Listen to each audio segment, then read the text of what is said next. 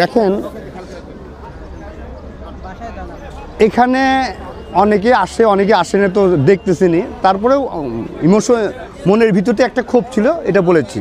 কিন্তু তার মানে এই না সাকিবের 10টা কাজই যে খারাপ তা না, কিন্তু হয়তো আমার কাছে একটা যে জায়গায় অবহেলিত লাগছে এটা আমি বলেছি, তার মানে ও কিন্তু 10 জায়গায় কিন্তু না, ও কিন্তু একটা সুপারস্টার, ওকে দিয়েও কিন্তু আমার ইন্ডাস্ট্রি চলে, ঠিক আছে।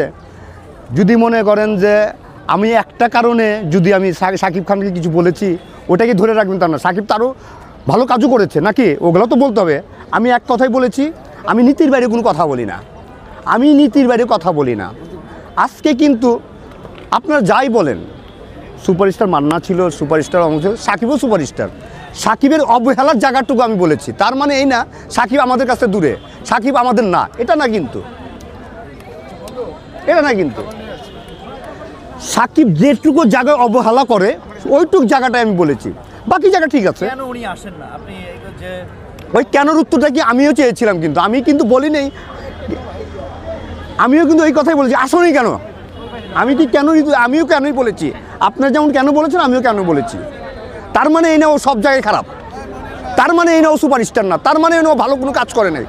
হ্যাঁ, আমি একটা কাজ আমার কাছে খারাপ লেগেছে, আমার কাছে সেটা মন মতো হয় নাই, আমার কাছে মনে হয়েছে যে না এটা উচিত না, এই জন্য আমি প্রতিবাদ করেছি। তার মানে বাকি 9টা কাজ তো ভালো করেছে কি না, আমি ওর ভালোটা বলবো খারাপটা বলবো, ওর ভালোটা আমি বলতে পারবো না। আজকে কিন্তু বাংলা ইন্ডাস্ট্রিটা যাই বলেন, মান্না ভাই মারা যাওয়ার পরে, রুবেল ভাই একটু বসে থাকার পরে, আলমগীর ভাই, উজ্জ্বল ভাই, সোহেল রানা ভাই, এরা তো সুপারস্টার আগের থেকে, জাফর ইকবাল ভাই একজন এক এক জায়গায় সুপারস্টার। কিন্তু মান্না ভাই, সালমান শাহ মারা যাওয়ার পরে আপনারা যদি রিয়াজের পরে, ফেরদৌসের পরে যদি কাউকে স্টার বলেন, সাকিবকে কিন্তু আপনার স্টার বলতে হবে ভাই। সাকিবের একটা জায়গায় আমি যেটা আমার কাছে খারাপ লেগেছে আমি বলেছি, কিন্তু আরও 9টা জায়গায় তো ভালো করেছে, আরও 9টা জায়গায় তোর ভালো। ওর কারণ তো আজকে আমার ইন্ডাস্ট্রি এখন বেঁচে আছে, চলচ্চিত্র মানুষ দেখে, এখন ঈদে দেখুক আর ঈদের বাইরে দেখুক, ওর কারণে কিন্তু 10টা লোক হলে যায়, এটাও কিন্তু আমার বলতে হবে। ওর যেটা অবহেলা ছিল মানুষ আমাদের প্রতি, এই অবহেলাটা আমি প্রতিবাদ করেছি, তার মানে এই নাও কিন্তু খারাপ। সাইফুল ভাই আপনার ওই ইন্টারভিউ ঘিরে একটা জিনিস একটু নেগেটিভ নিচ্ছে আর কি, যেটা হলো বলছেন শাকিব খান মারা গেল মানে জানাজা আসবেন না। দেখেন আমিও কিন্তু মাঝে মধ্যে আমার বাবাকে বলতাম কিংবা আমার সন্তানকে বলতাম, এই তোর কিছু একটা হলে আমি যাব না। তার মানে কি ওকে আমার বাড়িতে আমি বলতে পারবো না, আমার ভাইকে আমি বলতে পারবো না, আমার বাবাকে আমি বলতে পারবো না। আমি আমার অভিমান থেকে বলেছি যে আমি ওর জানাতে আসবো। কোনো মুসলমান কি কোনো মুসলমানের জানাতে না আসতে পারে? আক্ষেপ থেকে বলেছেন? আক্ষেপ থেকে বল, তার মানে কি আমার কাছে আমি কি সাকিবের রাগে আছি? না, আমি ও যেটুকু অবহেলা করে, যেগুলো ও মাথায় নেয় না, সেগুলো শুধু প্রতিবাদের, আমি যদি নর্মালি বলতাম তাহলে এটা ও মাথায় নিত না। আমি প্রতিবাদের মাধ্যমে সেটা বলেছে, আমি ওকে আসতে বলেছি, আমি কিন্তু বলি নাই তুমি আর এসো না, ও আসতে বলেছি।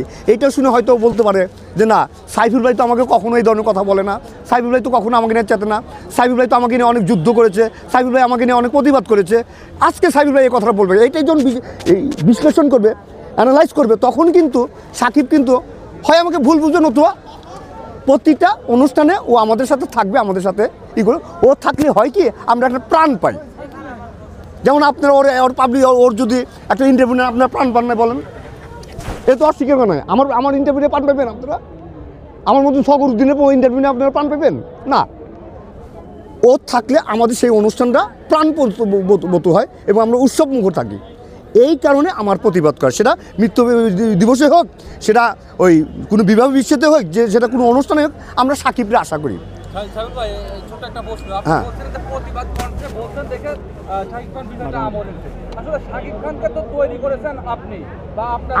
আমি না, আমি এই যে একটি কথা কিন্তু আমার কিন্তু খুব কষ্ট লাগে।